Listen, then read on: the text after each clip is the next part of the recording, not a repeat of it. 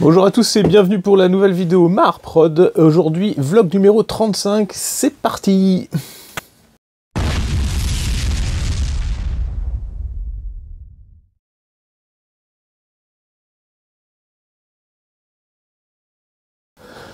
Donc, dernier vlog de l'année, dernier vlog de... forcément, on est en décembre, donc on arrive à la fin de l'année, on solde un petit peu toutes les vidéos qui sont censées sortir ou qui étaient censées sortir. Je ne sais pas encore s'il y aura une pause énorme, mais je pense qu'il n'y aura pas forcément des vidéos sur la fin de l'année, que je recommencerai plus fort en janvier. Il y a quelques vidéos, il y a forcément quelques projets qu'on tourne et qu'on sort pas. Donc je vais essayer quand même de vous reposter quelques vidéos que j'ai tournées dans l'année sur la fin, si j'arrive à faire comme d'habitude tous les jeudis après-midi maintenant, les jeudis soirs même. Mais pour l'avenir de la chaîne, ça recommencera vraiment forcément pour 2024 avec plein de gros projets. J'avais annoncé les Ursus Warriors, j'en ai fait quelques-uns cette année, mais là cette fois ça va vraiment repartir. C'est pareil, j'ai le projet Manus que j'aimerais bien suivre sur Twitch et tout ça. Donc ça va être intéressant de faire tout ça sur le long de l'année, puis d'essayer de développer un petit peu la chaîne Twitch au niveau de ce gros projet là. Je voulais vous remercier aussi pour l'accueil que vous avez fait sur la vidéo de la dernière conversion que j'ai fait sur ce Dark Angel, qui sera d'ailleurs à vendre, donc pour ceux qui le veulent, n'hésitez pas à me contacter, parce que vous avez été nombreux à mettre des commentaires sous la vidéo, parce qu'apparemment elle a bien plu, donc c'est cool. J'essaierai de vous faire de nouveau des petites conversions comme ça de temps en temps, un petit peu en mode challenge avec les figurines qui sortent du moment. Bon là c'était pas le cas, mais c'était plus l'exercice était de partir sur vraiment un primaris de base pour le transformer. Enfin bref, allez voir la vidéo. Et d'ailleurs, ça me fait penser que cette vidéo est sponsorisée. Ouais, d'ailleurs, j'ai mieux expliqué que toi, donc laisse-moi la place. Non, mais expliquer mieux que toi, d'abord, tu m'interromps pas. Non mais allez, c'est bon, okay. C'est moi le sponsor, donc c'est parti. Ah oui. Ok, je te laisse là. Ok, très bien.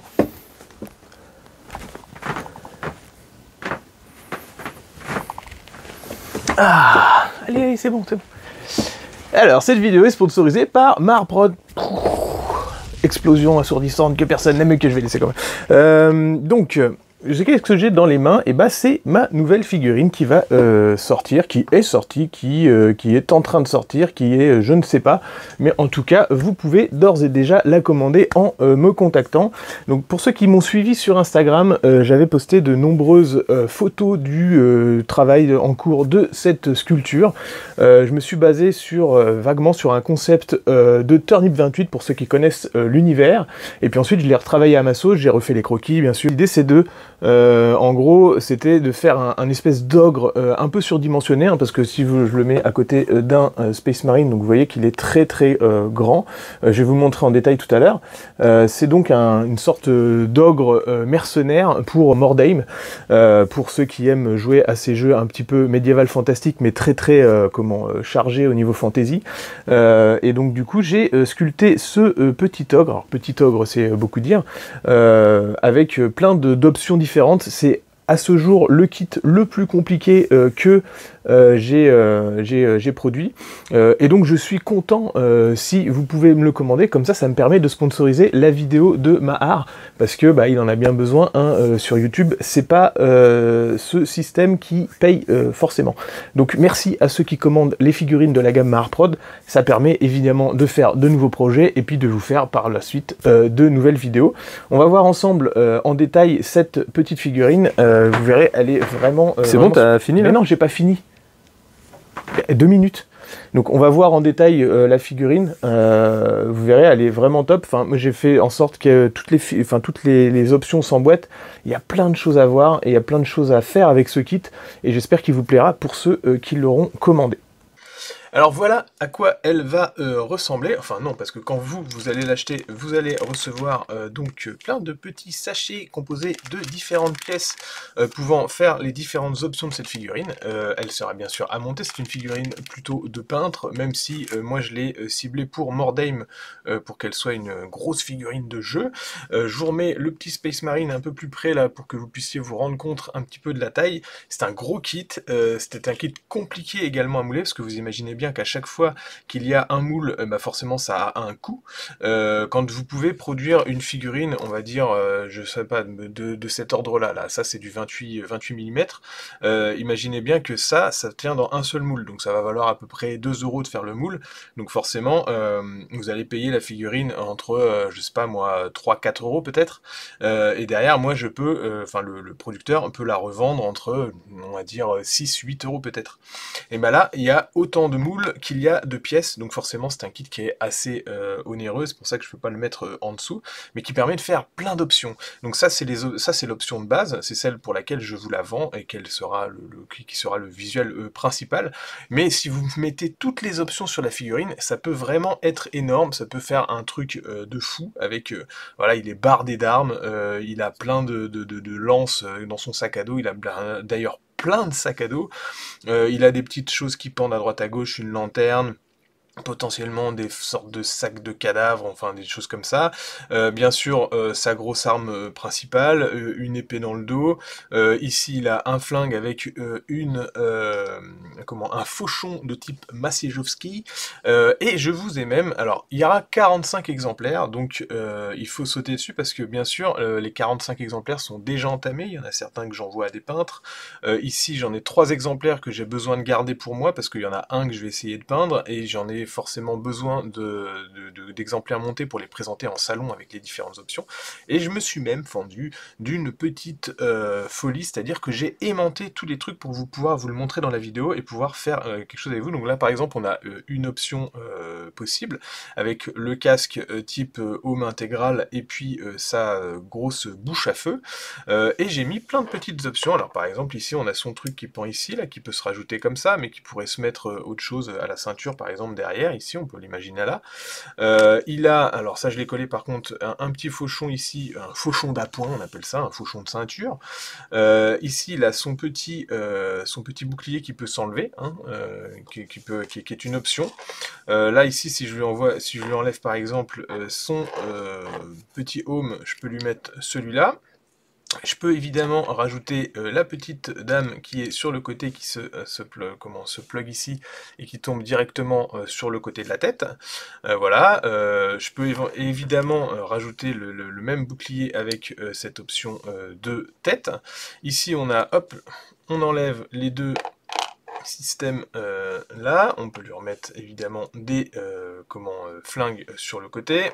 Là, on a le gros fauchon qui va aller, hop là, sur le côté là, comme ça, en position vas-y viens, je t'attends.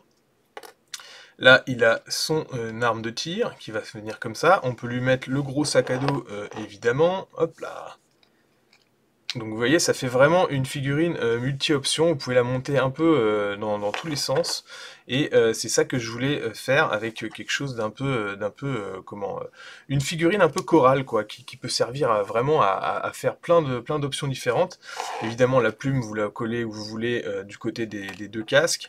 Enfin, c'est le kit le plus compliqué que j'ai jusqu'ici produit et sculpté. Je remercie d'ailleurs GRX Création qui a permis le moulage de cette figurine, parce que franchement, sans son expertise, je pense qu'il y aurait quand même eu quelques soucis avec d'autres mouleurs, parce que c'est des figurines qui sont compliquées. Ici, elle est très monobloc, ça c'est presque la partie la plus simple à mouler, mais le reste, vous imaginez que ça, à mouler, alors quand vous allez le recevoir, vous avez l'épée à assembler, vous avez les petites lances ici qui sont à mettre, là, vous pouvez le voir ici, elles sont à mettre comme ça, vous avez un truc emboîté là, mais vous pouvez très bien imaginer que vous inversez certaines lances, il y a juste à faire un petit raccord à la colle, et c'est pas très dur de faire varier un petit peu les positions. Vous pouvez très bien aussi ne pas les mettre, pour faire une sorte de gros sac à dos tout court. Enfin voilà, c'est franchement, c'est une figurine qui me tenait à cœur de produire pour faire un ogre mercenaire à Mordheim qui soit vraiment très typé. J'espère qu'elle vous plaît, et j'espère que je pourrai vous en envoyer en nombre. En plus, maintenant qu'elles sont disponibles, vous pouvez les commander avant Noël, parce que j'essaierai de vous les livrer pour Noël. Allez hop, donc fin de la pub. Je te relaisse la place, en effet, vas-y, c'est parti. Ouais, allez. Et limite Madébam le mec quoi, enfin il vient faire la pub, en plus celle-là vous pouvez même pas la bloquer quoi, enfin bon allez, on va poster ça dans un coin là, pour continuer la vidéo que j'étais en train de faire. Ouais, donc du coup, je voulais vous faire aussi un petit débriefing sur le Armies on Parade 2023, parce que, bah, comme je vous l'avais annoncé, j'ai essayé de participer, parce que c'est vraiment une tentative pour le coup, et c'est vraiment un échec. Après, on peut pas tout réussir, c'est normal. Le truc, c'est que j'ai vraiment essayé de faire tout le cheminement qui avait été annoncé par Games Workshop, mais qui, au final, n'a pas du tout été respecté par la marque. Donc j'ai les 3 petits pins qui ne servent à rien, j'ai passé toutes les étapes, ça ne servait à rien non plus, donc bah voilà, ça sera que partie remise pour l'année prochaine et pour faire un projet encore plus important en 2024, mais celui-là je serai prêt avant. Et c'est un conseil que je vous donne, ne suivez absolument pas les dates de Games pour Armies on Parade, faites votre projet, réservez-vous le mois de, allez, on va dire novembre, parce que ça tombe toujours par là, pour avoir le projet terminé et pouvoir l'emmener dans un magasin. Vous en foutez de ce qu'ils annoncent, de toute façon ils ne le respecteront pas, donc du coup ça permettra à chacun de préparer un projet sans pression et puis de pouvoir le présenter, parce qu'au final ils annoncent des dates mais ils les respectent pas, ils les annoncent au dernier moment et du coup vous n'êtes pas prêt. Bon après moi je suis parti 3 semaines en vacances, donc forcément c'était un petit peu tendu de finir le projet à temps. Mais voilà, donc je voulais vous faire un retour parce qu'il y a eu des super projets au Games Workshop de Tours, et notamment, donc je vous mets la petite vidéo ici avec ce que j'avais filmé sur place. Il y a eu, je crois, c'était 8 ou 9 plateaux, donc fallait arriver tôt évidemment pour se placer et puis pour être sur la table principale. Ceux qui sont arrivés en dernier, y compris moi, on était un petit peu sur le côté, mais ça c'est pas un drame, hein, parce que de toute façon, après tous les gens ils passent au fur et à mesure dans le magasin pour voter et voir l'ensemble des plateaux, et on a eu un gagnant, donc franchement bravo à lui, parce que c'était vraiment une très très belle armée, des Black Templars, mais alors peint avec un niveau au top, et en fait on s'y est pas trop trompé, c'est-à-dire que à chaque fois que les gens ils arrivaient dans le magasin, ils voyaient ouais celle-là quand même au niveau armée elle est vraiment belle. Il y avait un autre plateau qui était énorme avec vraiment un gros travail sur la montagne et puis les nouveaux Zoelfs là, je sais plus comment ça s'appelle, du côté des Stormcast et tout ça, enfin bref, Age of Sigmar je connais un peu moins les factions maintenant, parce que je suis un vieux, hein, je suis Warhammer Battle, bon bah voilà. Donc pour moi c'est des hauts elfes, même s'ils sont maintenant sur des kangourous. Et donc personne ne s'y trompait, en fait les gens ils s'arrêtaient sur l'armée de Black Panther en disant putain celle-là est quand même bien peinte et tout. Et bah franchement le mec il a même fait gold enfin il a fait or au niveau armée 40 000 pour le monde entier. Donc c'est top. C'est quelqu'un qui habite pas très loin de Tours. Si je peux, j'essaierai de le contacter pour faire une vidéo avec lui, ça pourrait vraiment être cool. Voilà, donc wait and see. Et puis pour l'année prochaine, j'essaierai d'être plus préparé pour faire quelque chose de top. Ça va être grand, j'ai déjà commencé, je vous ai montré quelques images dans le vlog précédent. Je pense que ça va envoyer du lourd avec les Ursus Warriors. Je reprendrai même l'armée, je pense, pour faire des petits trucs et tout, pour améliorer un peu ma peinture, qui est pour l'instant une peinture de jeu et pas forcément une peinture de présentation. On en arrive à la séquence IA, art ou figurine. Et sur le dernier vlog, vous vous êtes trompé. Vous vous êtes bien gouré à 60%, parce que vous êtes tous partis sur le fait que c'était une illustration, je pense. Alors c'était de l'art bien sûr, hein, mais vous êtes tous partis sur le fait que c'était un dessin illustration. Alors c'était trompeur, c'était fait pour, vous connaissez cette séquence maintenant, c'est la 4e fois que je la fais. C'était fait exprès, bien entendu, moi je m'amuse à trouver des petites choses comme ça.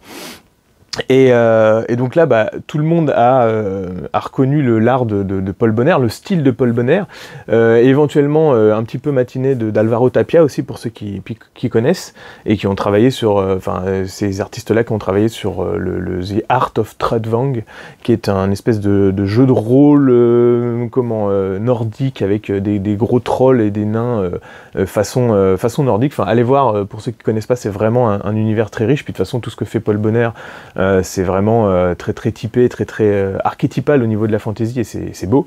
Et donc là, bah, forcément, on avait l'impression que c'était une illustration de Paul Bonheur, mais ça n'en était pas une, c'est vraiment de la figurine. C'est un diorama qui était, en tout cas il est en cours, je ne sais pas s'il est fini, je vous remets les images maintenant. Donc ouais, c'est impressionnant, c'est des nouvelles, c'est la nouvelle gamme là qui permet de faire des mini dioramas. Alors vous avez le décor qui est prêt derrière, mais qui a été retravaillé, et puis devant le gros personnage. Ça va être une masterpiece, hein, c'est vraiment super joli. Et bah voilà, après, c'était qui tout double, on va dire. Il y en a 40% qui se sont dit « Ah, ça a l'air d'être un diorama », mais c'est vrai qu'en plus, la photo est prise de façon à ce que ça soit vraiment comme si c'était un peu plat, dans le sens où l'artiste a respecté les colorimétries de l'illustration, dans un sens, et l'ambiance qu'il a voulu donner. Donc c'était trompeur, et c'était fait exprès. Je vous remets maintenant la nouvelle illustration, à vous de me dire si c'est de la figurine, si c'est un dessin, si c'est une 3D, si c'est une IA, si c'est je sais pas. Voilà, ça va passer vite, faites arrêt sur écran, et puis les réponses l'année prochaine maintenant pour le vlog numéro 36. Je voulais également vous faire un retour sur le petit organiseur de bureau que voilà, que je transporte maintenant partout, en tout cas parce que je suis beaucoup en déplacement au niveau du boulot et même de ma vie personnelle, et donc du coup ça m'aide beaucoup. Alors je ne l'ai pas en totalité, je n'utilise pas tous les modules. Par exemple, j'ai une palette humide que j'ai gardée de côté, hop là, elle doit être là. Donc celle-là, je la laisse sur mon bureau à côté. Elle me sert de palette humide donc de l'autre côté. Enfin une palette, voilà. Hop. Et de ce côté-là, j'ai fait quelques menus modifications. Donc pour les outils, vous avez la palette normale où il y avait des cases à l'intérieur. Et moi, ce que j'ai fait, c'est j'ai défoncé toutes les parois qui utilisaient les cases pour y mettre mes outils. Donc ça, c'est déjà une petite évolution de ce matériel qui peut être intéressant. C'est assez facile à faire, hein. Le plastique, vous le sciez sur les côtés avec une pince coupante qui coupe bien, et puis après vous le tordez tranquillement comme ça et paf, ça vient tout seul. Donc voilà, j'ai pas coupé les tétons qui sont là parce que sinon ça va faire un trou, étant donné que c'est moulé ici, ça va faire un trou. Alors ça serait pas grave en soi qu'il y ait un trou, mais je préfère les garder entiers, comme ça fait des séparations pour les outils. Ça me permet de mettre pas mal de choses là-dedans de base. Donc voilà, j'ai marqué les petits tools ici. Qu'est-ce que j'ai fait comme autre évolution? Je me suis fait un petit présentoir ici. Alors, ce que j'ai fait, c'est que j'ai rajouté un aimant. Et puis, sur mes présentoirs qui sont là, il y a un aimant. Donc, voilà, je peux le mettre directement comme ça. Et ça me sert à mettre les pinceaux sur le côté quand je suis en train de les traiter, c'est-à-dire quand vous êtes en train de refaire les poils de vos pinceaux, vous pouvez les tremper dans l'huile. Ce que je fais, c'est que je mets un petit tampon de sopalin ici, et puis comme ça je trempe mes pinceaux dans l'huile, et puis après je les laisse tête en bas là-dedans.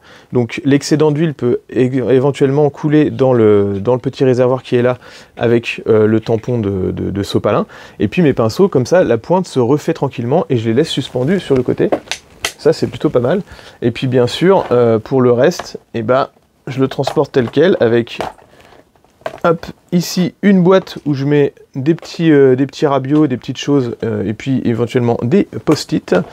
Et pour les autres, j'ai une palette humide classique que je mets ici, enfin que je transporte donc tranquillement tout le temps avec moi. Donc voilà, ça me fait une palette fixe ici, une palette humide à mettre dans, hop là, le système de transport.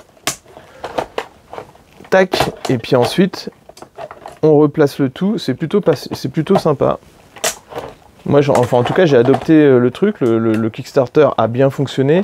Je vous rappelle d'ailleurs qu'il y a un petit code promo qui sera en description. Donc, comme j'ai fait la review de ce produit, j'ai négocié avec le créateur, la créatrice d'ailleurs, je crois que c'est une femme. En tout cas, dans la communication, c'est une femme. Donc, j'ai négocié un petit code promo pour vous, pour ceux que ça intéresse. Il y en a certains qui m'ont dit non, perso, je me déplace pas assez et je préfère avoir un établi fixe. Il y en a aussi beaucoup qui m'ont dit moi en appartement ça pourrait me servir parce que je sors ça de son armoire et hop, j'organise tout mon truc puis après je rentre. Donc voilà, chacun y trouvera son compte, mais en tout cas je vous ai dégoté un petit code promo de 15% je crois, qui vous permettra d'avoir le produit moins cher, et il l'est déjà pas trop, donc je trouve que c'est plutôt intéressant, allez voir en description. Alors pour la suite des petites news de ce petit vlog, je voulais vous partager une vidéo d'un autre créateur, donc Bébéspiel. Je ne parle pas allemand, donc j'ai certainement très mal prononcé le nom de cette chaîne, que d'ailleurs je ne connais pas du tout. Je suis juste tombé sur une de ses vidéos et je voulais vous la partager parce que je trouve que c'est vraiment inspirant et que c'est intéressant.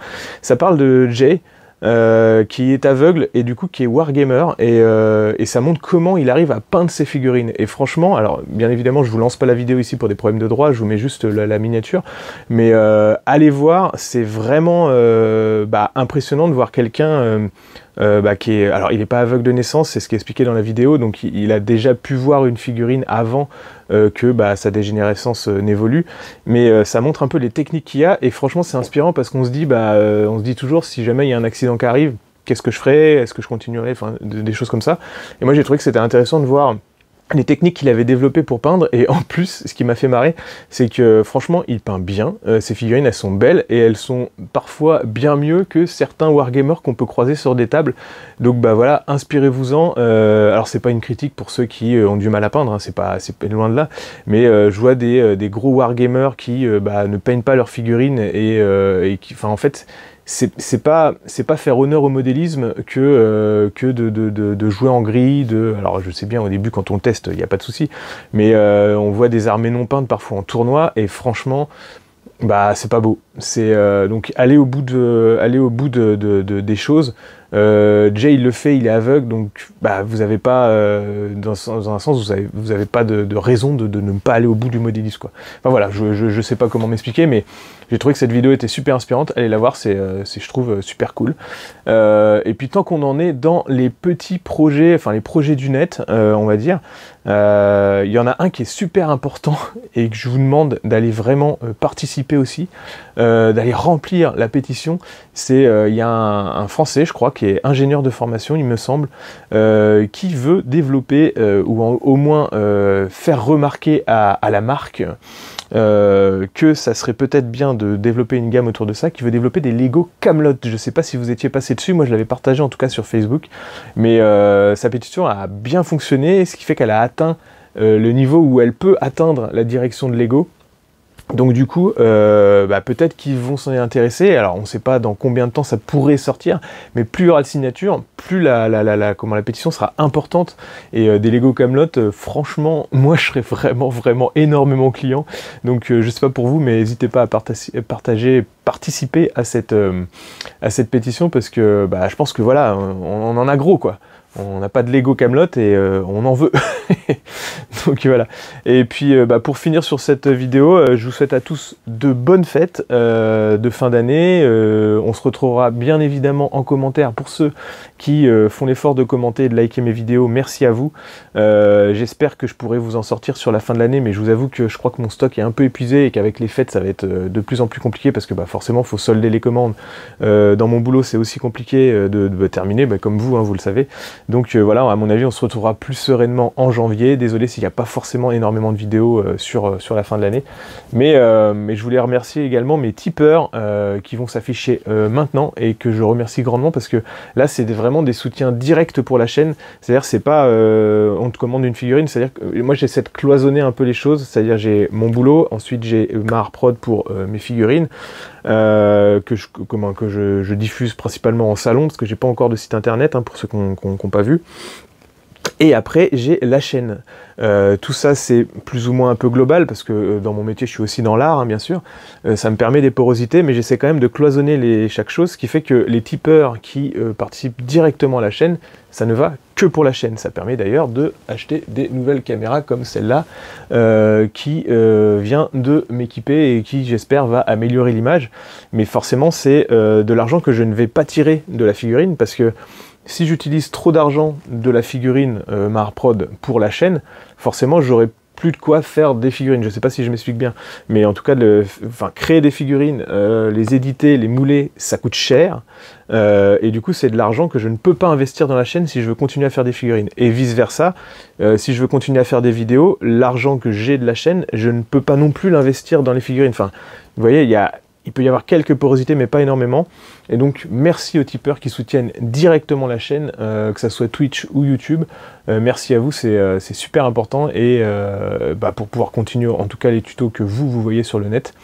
Moi, pour le coup, si jamais un jour j'ai plus assez d'argent pour continuer la chaîne, ça me dérangera pas absolument de la couper net. C'est-à-dire, j'arrêterai, et même il y a possibilité que je mette les vidéos en off en fait, parce que voilà, ça sera un projet qui aura fonctionné pendant un temps, mais qui ne fonctionnera peut-être plus, parce que c'est de plus en plus difficile quand même. Du coup, ça ne me dérangera pas de couper complètement la chaîne et de continuer uniquement la figurine. Donc, merci à ceux qui soutiennent parce que ça permet de continuer de plus en plus longtemps. Merci de vous abonner, comme d'habitude, YouTube, Twitch, Facebook, sur le groupe pour partager vos projets, Instagram, etc., etc. Vous savez ce qu'il faut faire. Merci à vous. Je vous souhaite plein de Warhammer pour la fin de l'année et puis à bientôt en 2024.